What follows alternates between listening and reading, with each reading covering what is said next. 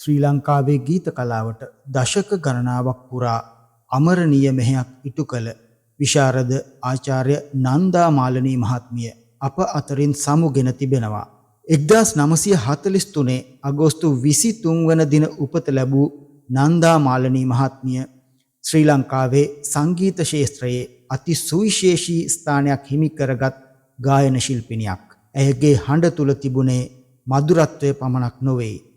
ආදරය, විරහව, මව්බිම පිළිබඳ හැඟීම, මිනිස් ජීවිතයේ සතුට සහ වේදනාව පමණක් නොව සමාජයේ යථාර්ථය ගැන කතා කරන හඬත් ඇයගේ හඬ තුල ගැබ් වී තිබුණා. ඇය ගැයූ ගීත පරම්පරා ගණනාවක් පුරා ශ්‍රී ලාංකිකයන්ගේ හදවත් තුල රැඳී තිබෙනු ඇත.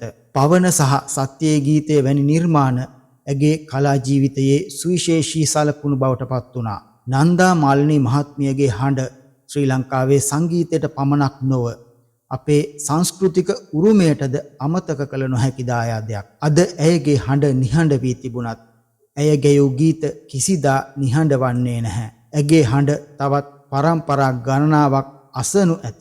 ඇය ශ්‍රී ලාංකීය සංගීතයට කළ අමරණීය මෙහෙවර සදාකාලිකවම අපගේ මතකයේ රැඳෙනු ඇත. නන්දා මාලනී මහත්මියනි, ඔබේ ගී හඬ අපේ හදවත් තුල සදාකාලිකවම රැඳේවි. ඔබට නිවන් සුව ලැබේවා. ශ්‍රී ලංකාවේ අමරණීය ගී හඬකට අපගේ අවසන් ගෞරවය.